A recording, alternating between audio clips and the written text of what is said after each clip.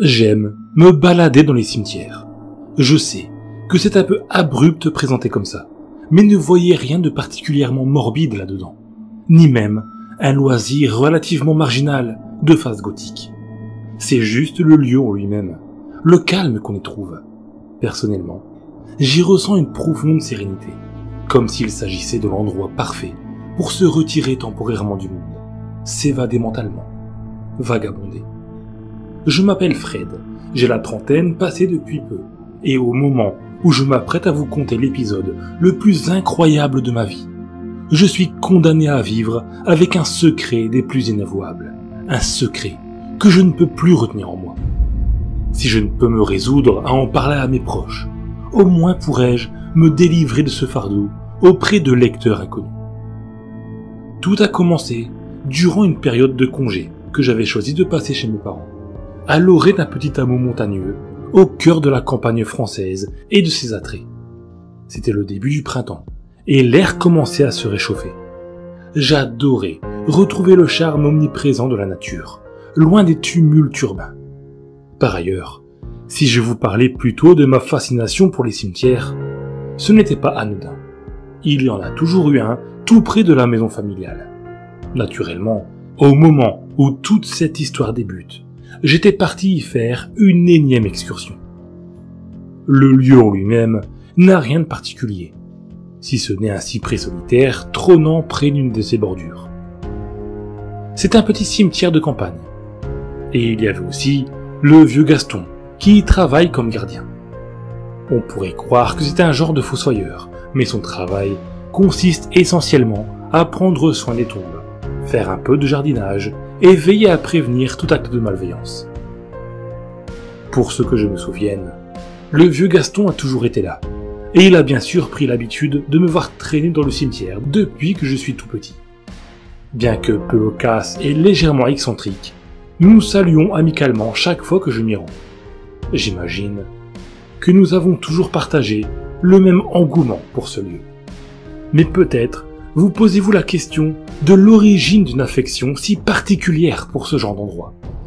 Car, quand bien même je déclare apprécier le calme et la sérénité qu'on y ressent, il faut tout de même rappeler que tout attrait pour quelque chose se voit toujours initié lors d'un événement souvent bien spécifique. Un souvenir marquant en somme. Je devais avoir 7 ans, ou peut-être 8, lorsque mes parents m'ont emmené voir la tombe de mon grand-père et de ma grand-mère pour la première fois. Les deux avaient eux aussi vécu dans ce coin de campagne et y étaient décédés avant même d'avoir eu l'occasion de pouvoir vieillir. Mon grand-père était mort d'un violent accident de voiture quand ma grand-mère était encore enceinte de mon père, et celle-ci était morte de maladie, voire de chagrin d'après ma mère, tout juste 2 ans après son accouchement. Mon père avait ainsi été pris en charge et élevé par ma grande-tante durant son enfance. Du fait que je n'avais jamais pu connaître mes grands-parents, il m'arrivait souvent d'avoir des questions à leur sujet, auxquelles mon père n'avait de réponse que celle que ma grande-tante avait pu lui donner. Et ce, jusqu'à ce jour où il a finalement décidé de me montrer leur sépulture. Lorsque l'on parle d'enfants, on a souvent tendance à penser qu'il faut les protéger de la conscience de la mort jusqu'au plus tard possible. De nos jours, le fait de montrer ce simple concept dans un film ou un dessin animé pour enfants est toujours sujet à débat, cela étant considéré trop adulte ou trop fataliste. Mais si vous voulez mon avis, j'ai toujours considéré cela comme très exagéré. Les enfants sont bien souvent sous-estimés sur les diverses prises de conscience qu'ils peuvent avoir tôt dans leur vie. Et même si cela peut leur faire ressentir de la crainte, celle-ci n'est généralement pas plus envahissante dans l'esprit qu'elle ne le serait pour un adulte. Je suppose que ce point de vue me vient de mes parents eux-mêmes, qui considéraient essentiel que je puisse me rendre compte de ce qu'était la mort. C'est donc pour cela que je me souviens bien de ce jour. Mon père m'a dit de mes grands-parents qu'ils ne bougeraient pas d'ici, que le cimetière ne servait pas qu'à enterrer les morts, mais permettait aussi aux vivants de continuer à leur rendre visite de la même manière qu'on irait voir un vieil ami. « Tu pourras toujours continuer à voir papy et mamie quand tu veux », m'a-t-il dit ensuite. « Tu peux aussi leur parler si tu en as envie. Chaque personne a sa façon de communiquer avec les proches qui ne sont plus là. » a poursuivi ma mère. Sur le moment, j'ai trouvé ça incroyable de faire face à la tombe de personnes que je n'avais jamais connues, tout en sachant que j'avais été destiné à les connaître. J'imagine que c'est là qu'a débuté mon rapport si particulier avec les lieux de repos éternel. Je ne me suis jamais laissé aller à penser que les morts étaient des personnes qui n'étaient plus, mais plutôt des personnes qui auraient pu être. Je m'imaginais leur histoire, leur destinée manquée, d'autant que certains noms étaient ceux de familles qui vivaient encore dans le coin, et que je connaissais pour la plupart, que ce soit par les amis d'école ou par les voisins. Parfois même lorsque j'étais plus jeune, le vieux Gaston me parlait des personnes derrière des noms qui ne me disaient rien, ce qui donnait encore plus de grain à moudre à mon imagination vagabonde.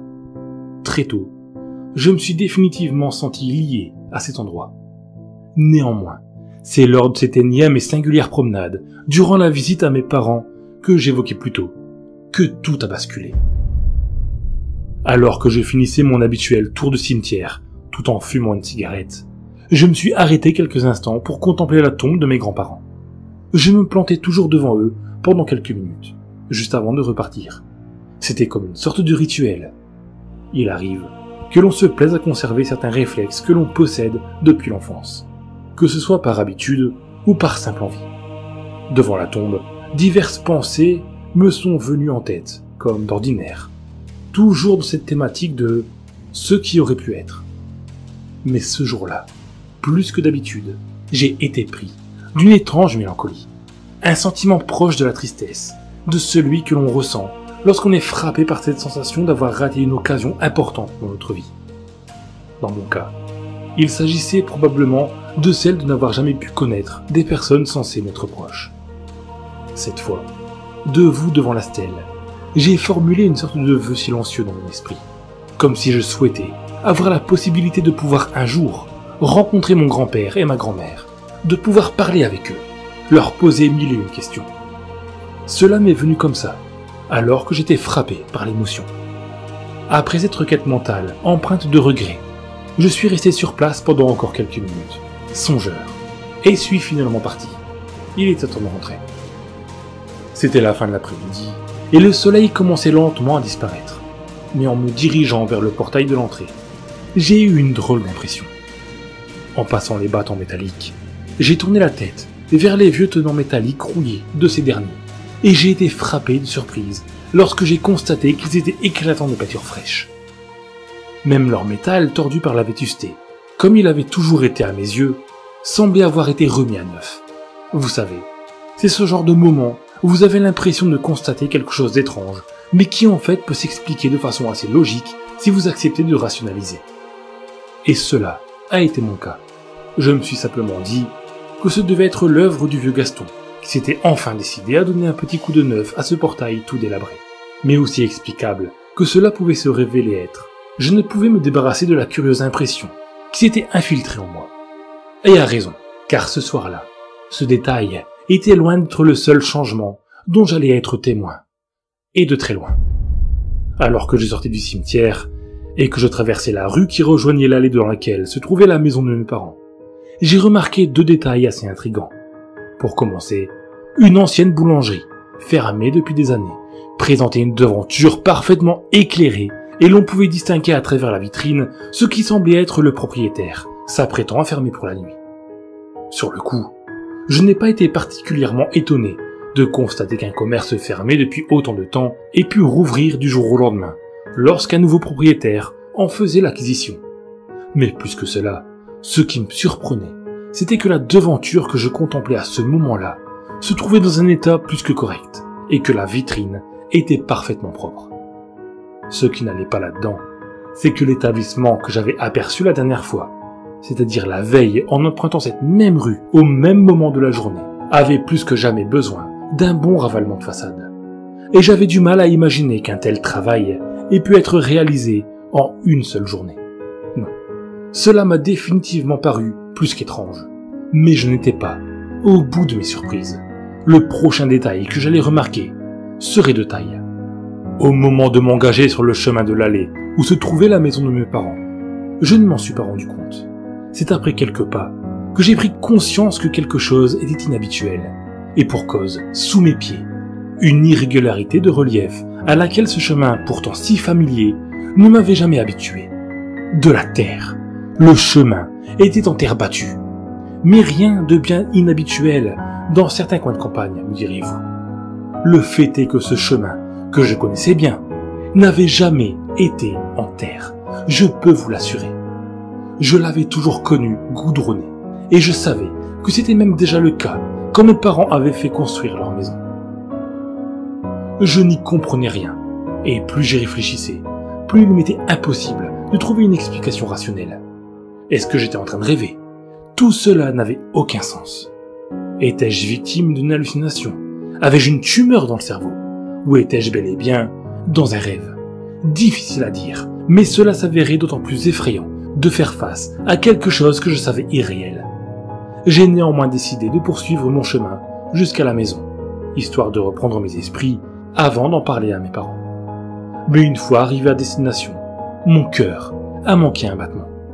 La maison avait disparu. Ou plutôt, c'est comme si elle n'avait jamais été là. Tout ce qu'il y avait là était un terrain sauvage en friche, qui ne montrait aucun signe d'ancienne construction. Le terrain semblait inexploité. À ce stade, j'avais déjà atteint le point culminant de la confusion. Que peut-on bien faire lorsqu'on est confronté à ce genre de phénomène? On ne se pose jamais vraiment la question, étant donné que l'on n'est pas supposé vivre un événement aussi surréaliste. J'ai bien sûr tenté de me pincer pour voir si j'allais me réveiller de ce qui m'apparaissait résolument comme un rêve, mais aucun changement ne s'est produit. À court d'idées, j'ai sorti mon téléphone portable pour tenter d'appeler au moins mes parents ou quelqu'un d'autre. Même si j'étais à la campagne, j'avais au moins la chance d'être à un endroit où l'on pouvait capter un peu de réseau. Mais cette fois-ci, comble de l'inconvenance, le signal était complètement inexistant. Désespéré, j'ai effectué plusieurs allers-retours, en marchant pour arriver à capter ne serait-ce qu'une toute petite barre. Mais rien n'y a fait. Au bout d'un moment, excédé, j'ai décidé de me rendre chez les voisins les plus proches, qui tenaient une ferme. Je pourrais tenter d'utiliser leur téléphone, ou même juste avoir quelqu'un avec qui communiquer à ce stade. Sur le moment, j'étais vraiment terrifié par la situation. Une fois sur le perron, j'ai frappé à la porte. Peu de temps après, un homme dans la quarantaine m'a ouvert, affublé d'une moustache bien touffue. Il faisait au moins 1m80 et possédait de larges épaules. L'homme avait véritablement la carrure d'un frigidaire. « Oui, c'est pourquoi ?» m'a-t-il lancé un sourcil relevé devant ma mine blafarde. Intimidé, je me suis mis à balbutier. Il me fallait tout de même camoufler ma panique. Je n'avais aucune envie de paraître fou à devoir expliquer l'impasse dans laquelle je m'étais fourré. Me faisant violence, je suis parvenu à garder contenance assez longtemps pour demander à l'homme si je pouvais utiliser son téléphone. Il a hoché la tête d'un air entendu et m'a invité à entrer chez lui. Je l'ai suivi d'un pas mal assuré, traversant un salon sobrement décoré dans lequel se trouvait, assise en train de lire dans un fauteuil vert foncé, une femme dont l'âge semblait avoisiner celui de l'homme, certainement son épouse. Au moment où nos regards se sont croisés, nous avons échangé un bref signe de tête en guise de bonsoir, et je rejoins l'homme dans une pièce voisine. Lorsqu'il m'a montré le téléphone, j'ai eu une nouvelle surprise. Il s'agissait d'un téléphone fixe vintage à cadran rotatif, le genre de combiné qui paraissait commun dans les années 50-60, mais certainement pas au XXIe siècle. Constatant cela, en plus de la vue d'ensemble que j'avais sur cet intérieur particulièrement rustique, je me suis simplement dit que ces personnes semblaient avoir un goût assez prononcé pour le rétro. Quand on sait qu'aujourd'hui, même l'idée de posséder un téléphone fixe est de plus en plus oubliable, vous imaginez ma surprise lorsque j'ai constaté la présence d'un annuaire au pied du combiné. Un annuaire avec un style, disons-le, vieillot. Le design de la couverture et de la mise en forme de texte faisait penser à ces vieilles encyclopédies à reliure cuir, sur lequel on est parfois susceptible de tomber dans une brocante. Malgré tout, je n'ai pas tardé à trouver une raison de voir en cet annuaire une certaine utilité, car chaque fois que j'essayais de composer sur le vieux téléphone les numéros de mes parents, que j'avais enregistrés dans le répertoire de mon portable, aucune tonalité ne se faisait entendre. Le numéro était peut-être occupé, voire non attribué même, même si cette dernière option me semblait impossible. Mais ce qui était étrange, c'est qu'aucune voix automatisée ne me donnait ces informations, comme cela aurait dû être le cas. Au bout d'un moment, j'avais fini de tester tous les numéros de mon répertoire, en vain, et j'avais de plus en plus de mal à contenir mon sentiment de panique. C'est là que j'ai ouvert l'annuaire pour tenter de trouver d'autres numéros, comme ceux attitrés au nom des familles voisines que je connaissais, ou de familles d'amis d'enfance. Lors de ces appels, un interlocuteur décrochait presque à chaque fois, mais loin d'être rassuré, je m'enfonçais un peu plus dans l'incompréhension à chaque fois que je demandais si j'étais bien chez telle ou telle personne, et que tous semblaient ne pas connaître les prénoms que j'évoquais. Aucun de ceux que je prononçais ne semblait évoquer quoi que ce soit chez les personnes au bout du fil. Pourtant, je faisais attention à ce que l'adresse indiquée à côté du numéro corresponde bien à celle que je connaissais pour chaque destinataire. Mais rien n'y a fait. Au bout d'un moment, je ne savais plus du tout quoi faire. C'était comme si je n'habitais plus au même endroit, que j'avais été téléporté ailleurs. C'est alors que j'ai tenté de rechercher mon propre nom de famille dans le bottin. Peut-être y aurais-je trouvé un autre numéro me permettant de contacter mes parents. À ce stade, je n'étais vraiment plus sûr de rien. Je n'ai trouvé qu'un seul résultat pour celui-ci, et l'adresse stipulée semblait être tout proche de la maison de mes parents. Ce qui m'a enfin donné le sentiment que j'allais arriver à quelque chose. Mais au moment où la tonalité a commencé à retentir, j'ai été pris d'un frisson glacial. En effet, au même moment, la sonnerie de ce qui semblait être un téléphone secondaire dans la maison où je me trouvais a retenti. J'étais abasourdi par cette coïncidence, si bien que deux tonalités ont eu le temps de passer avant que je ne raccroche d'un geste machinal. Aussitôt, le second téléphone s'est arrêté de sonner. Quelques secondes plus tard, l'homme est revenu dans la pièce, me demandant si j'avais décroché cet appel entrant, sans même savoir que c'était moi qui l'avais déclenché. J'ai simplement répondu que non, mais je ne pouvais plus retenir mon expression de confusion extrême. Petit à petit, je commençais à comprendre la situation dans laquelle je me trouvais, car même si j'écartais cette possibilité complètement folle depuis le début, c'était la seule possible. D'abord le portail du cimetière remis à neuf, la boulangerie de la rue ouverte de nouveau, puis le chemin en terre, et pour finir, la maison de mes parents volatilisée, sans oublier le style rétro omniprésent des personnes chez qui je me trouvais. Cela semblait indéniable. J'avais fait un bond dans le passé. Si vous cherchez une explication, passez votre chemin, car je n'en avais pas non plus, et je n'en ai toujours pas. Ce phénomène étrange s'est juste produit, d'une manière ou d'une autre. Et comble de tout, le couple chez lequel je me trouvais portait mon nom de famille. Pouvait-il s'agir de mes grands-parents? Après tout, je me rappelais qu'ils avaient eux aussi vécu dans le coin en leur temps. L'homme, qui était resté en face de moi, a remarqué mon expression étrange et mon visage blême. « Tout va bien, garçon ?» m'a-t-il demandé. Et j'ai levé la tête comme pour lui répondre, mais je me suis rendu compte que je n'avais aucune idée de ce que j'allais dire.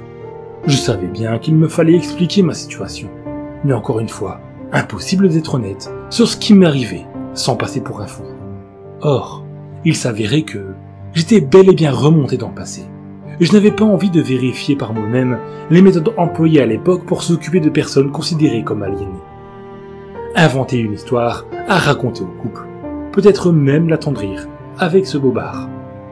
Avalant ma salive, j'ai commencé à lui raconter une version édulcorée, mais plausible, de la réalité. Que lorsque j'étais plus jeune, j'avais quitté ce village pour tenter ma chance à la ville, mais qu'après plusieurs années, cela ne m'avait mené à rien, et que j'avais donc finalement décidé de rentrer au bercail, afin de chercher du travail dans un environnement plus familier et moins effervescent. Je lui ai également expliqué qu'avec son téléphone, je cherchais à joindre des connaissances qui vivaient dans le coin, mais que toutes avaient visiblement déménagé. Puis, j'ai tenté de faire passer mon authentique désarroi pour un sentiment de désespoir faussement lié à la difficulté que j'avais à trouver un travail dans le coin. Si tout ce que je connaissais avait disparu, je n'avais donc réellement nulle part où aller, ni aucun objectif à atteindre à cette époque. Mon improvisation était peut-être totale, mais elle apporte ses fruits, car l'homme, en entendant mon faux récit, m'a pris en pitié et a décidé de me proposer un poste de garçon de ferme. Il a rajouté que lui et son épouse avait une petite chambre à l'étage, dont il ne se servait pas actuellement, et qu'il pouvait donc sans problème me proposer le gîte et le couvert, en échange de mon labeur. Je n'étais plus à ça près, au niveau des situations farfelues, mais l'idée d'errer sans but dans le passé m'apparaissait peu alléchante. J'ai accepté la proposition avec plaisir. L'homme et la femme, laquelle nous avait rejoints dans la petite pièce, m'ont souri en retour de mon enthousiasme. Nous avons ainsi fait les présentations, et j'ai à ce moment-là eu la confirmation de ce que je soupçonnais. Leurs prénoms étaient Georges et Lydia, ceux de mes grands-parents. Ma déduction était bien la bonne, et il n'y avait plus de doute sur mon accident de glissement temporel. J'étais encore sous le choc, mais je n'avais pas le choix. Je devais m'adapter. Au moins, tout ceci allait me laisser du temps pour rebondir et trouver une solution. Cela faisait 2 mois. Le travail à la ferme n'était pas simple, mais je m'habituais vite. Et puis, je n'avais pas vraiment le choix. Il vaudrait mieux y prendre goût. Georges et Lydia se sont montrés bienveillants avec moi. Et bien sûr, je ne les ai jamais informés de notre lien de parenté. À leurs yeux, je n'étais qu'un parfait inconnu qui avait débarqué chez eux en cherchant du travail. Paradoxalement, ça m'a fait du bien de trouver un peu de stabilité pour avoir le temps de réfléchir à toute cette inconstance. J'ai pu vite m'apercevoir que je n'étais pas le seul garçon de ferme qui travaillait ici. Il y avait un autre jeune homme, probablement même un peu plus jeune que moi, prénommé Elliot. Elliot était plutôt taciturne, mais souriant. Je pense qu'il était juste timide. Il avait ce tic nerveux qui lui faisait cligner de l'œil de temps à autre. Ça surprenait un peu au début, et puis on n'y faisait plus vraiment attention, au bout d'un moment. On travaillait chacun de notre côté la plupart du temps, mais il arrivait parfois que l'on partage certaines tâches. Quand c'était le cas, on n'échangeait pas beaucoup en paroles, mais on était assez coordonnés. Elliot vivait à l'écart de la ferme, dans un cabanon que Georges lui avait mis à disposition. Il mangeait le repas de midi avec nous, mais se retirait dans son cabanon pour la plus grande partie de la soirée généralement. La routine s'est rapidement installée, et même si je parvenais assez bien à m'adapter, je nourrissais toujours l'espoir de pouvoir revenir à mon époque. Au début, je me suis dit que revenir au cimetière, comme je l'avais fait juste avant d'être propulsé dans le passé, pourrait me permettre logiquement d'inverser le processus. Sauf que pour ce qu'on en sait, toutes les histoires de voyage dans le temps peinent déjà à présenter un tant soit peu de logique tangible, alors vous pouvez vous douter que cela n'allait pas avoir l'effet escompté, dans mon cas. Manifestement, j'allais devoir me creuser davantage la tête pour trouver une meilleure idée. Quoi qu'il en soit, je gardais en tête cette première solution et continuais à me rendre au cimetière tous les jours, après le travail. Ironiquement, c'était bien la seule chose qui n'avait pas changé entre mon époque et maintenant. Ces mêmes allées et venues. Au-delà de mes tentatives de retourner à mon époque, j'y ressentais toujours le même plaisir. Au bout d'un certain temps, depuis que c'était redevenu une habitude, je retournais en direction de la ferme lorsque la nuit commençait à tomber. Heureusement, mon glissement temporel avait au moins eu la décence de se faire au début de la période estivale. Mais un soir, les choses allaient être différentes. L'imprévu, une fois de plus, allait me surprendre. Jamais je ne me serais attendu à ce que je m'apprêtais à vivre. Alors que je me dirigeais vers la ferme, par l'habituelle même rue, je commençais à entendre des cris non loin de ma destination, au moment de m'engager dans l'allée. Je ne distinguais pas vraiment au début leur origine, mais tandis que je poursuivais ma marche pour rentrer, les cris se faisaient de plus en plus audibles, et je m'apercevais qu'ils venaient clairement de la ferme elle-même. Je reconnus alors les voix de Georges et Lydia. Pendant un instant, je crus que quelqu'un les agressait, mais assez rapidement, ce que j'entendis avec un peu plus de distinction en m'approchant m'informa que ce devait être autre chose. Lydia sanglotait, alors que Georges criait et semblait être dans une colère noire. La curiosité me poussa à vouloir obtenir un témoignage visuel de la scène, et je me faufilai donc sur la fenêtre de la pièce d'où semblaient provenir les cris. Visiblement, la colère de Georges était dirigée vers Lydia, ce qui expliquait ses sanglots. Mais la raison de toute cette agressivité m'était inconnue. Georges se contenter d'insulter Lydia, de salope ou de traîner. J'ai même cru l'entendre dire qu'elle avait sali son honneur. Je n'y comprenais décidément rien. Jusqu'à ce jour, de ce que je pouvais en voir, ils formaient un couple harmonieux, sans anicroche. Une main se posa sur mon épaule. C'était Elliot, qui était revenu de la grange pour retourner à son cabanon. Il m'avait sûrement vu épier et allait probablement me faire la morale. Mais à mon grand étonnement, il me dit « Madame est enceinte ». Bien que l'information, délivrée de manière aussi crue, me fasse un drôle d'effet, je n'arrivais pas à comprendre pourquoi cela mettait George dans une telle colère. Monsieur et madame ont toujours voulu un enfant, c'est vrai, me répondit Elliot avec un clin d'œil nerveux. Mais monsieur a été diagnostiqué stérile il y a plusieurs années.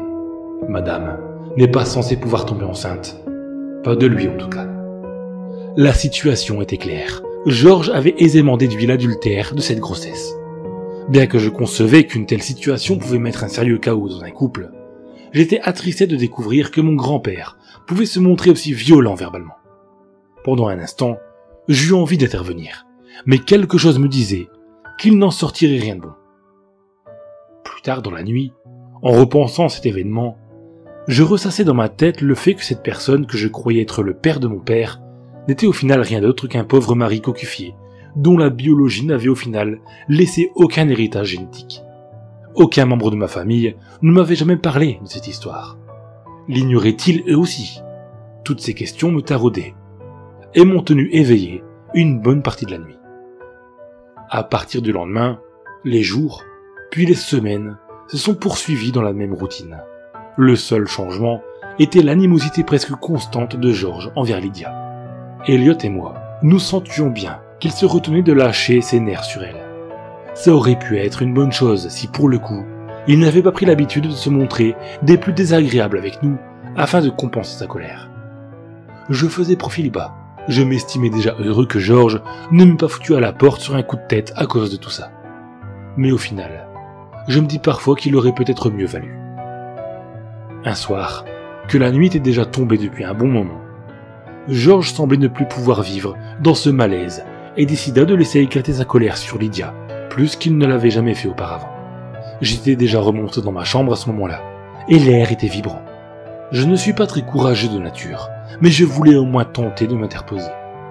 Au moment d'ouvrir la porte, j'entendis autre chose que des cris, un bruit témoignant du nouveau seuil de gravité que l'attitude de George avait atteint. Une gifle, puis des coups. Je regardais depuis l'étage. George malmenait Lydia, la frappait, l'insultait, déchaînait toute sa rage sur elle.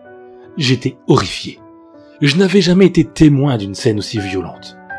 Tenter d'approcher George à ce moment-là serait certainement dangereux, mais je ne pouvais pas laisser Lydia subir tout cela. Alors que j'interpellais George, tout en descendant l'escalier, celui-ci se retourna immédiatement vers moi, avec un regard des plus noirs. Il se jeta dans ma direction avec la même rage qu'il avait libérée contre Lydia. Il se mit à me frapper à mon tour, en me criant en visage. « C'est toi! C'est toi! Comment tu as pu? Je vais te tuer !» Je fus surpris par ces paroles. Puis je compris qu'il devait m'accuser d'être l'amant de Lydia. Il avait clairement perdu toute lucidité et cherchait visiblement à se défouler.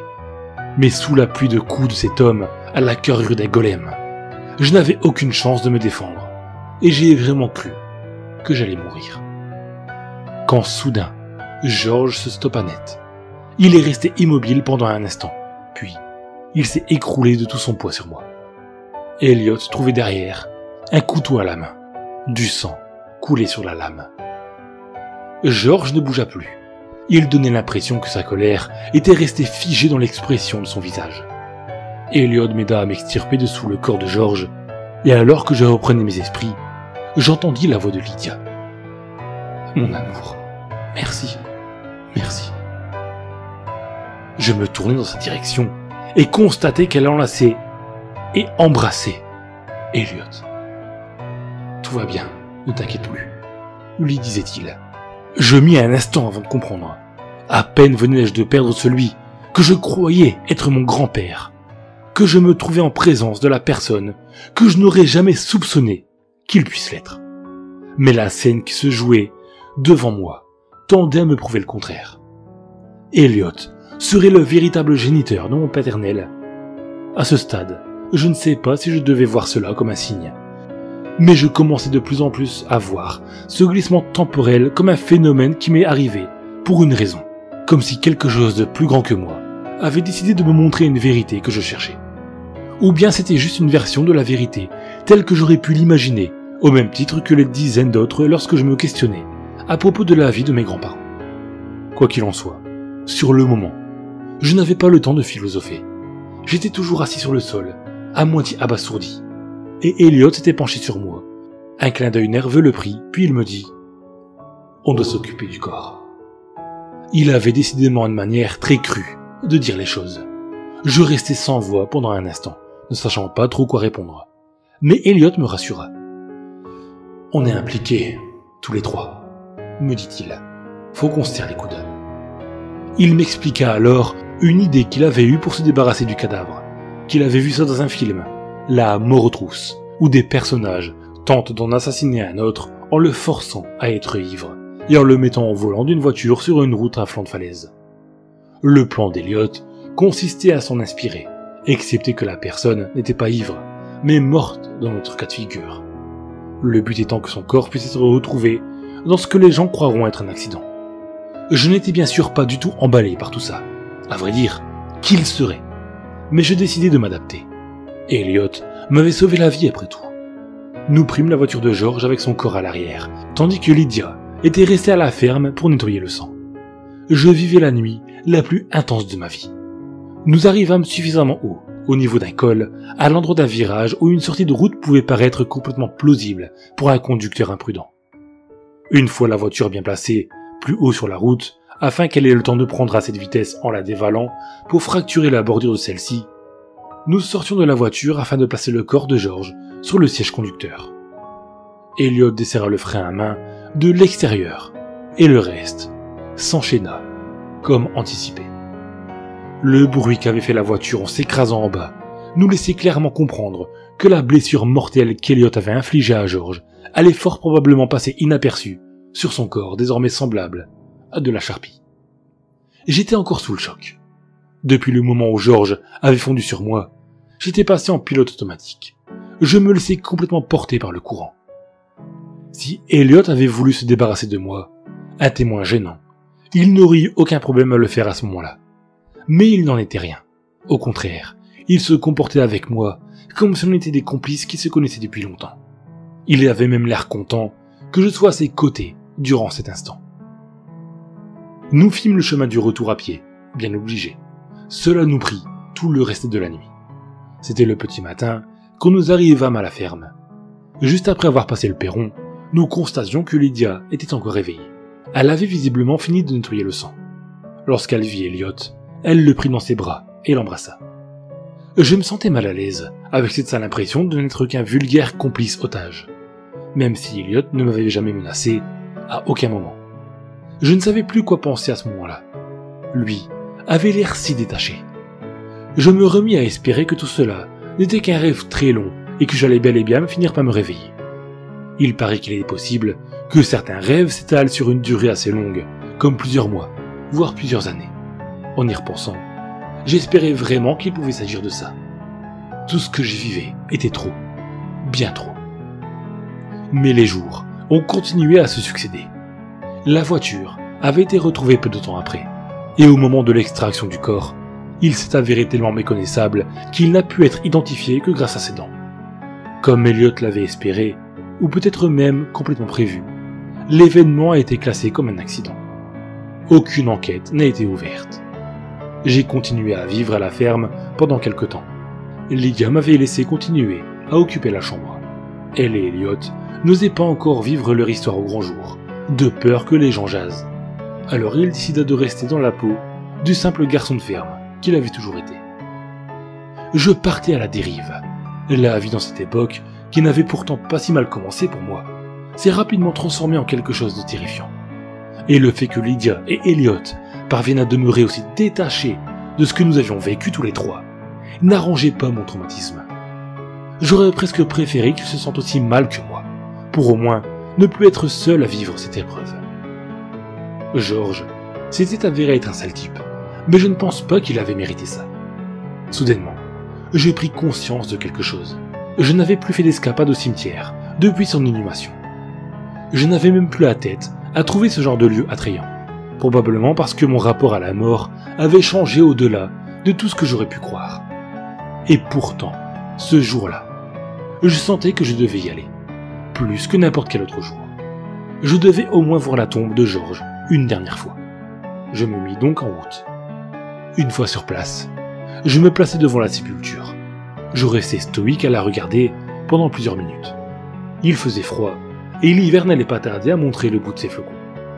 Et c'est à ce moment-là que c'est monté. Le craquage. Des larmes coulèrent sur mes joues. Tout ce que j'avais gardé en moi se libéra. L'ironie était plus que parfaite.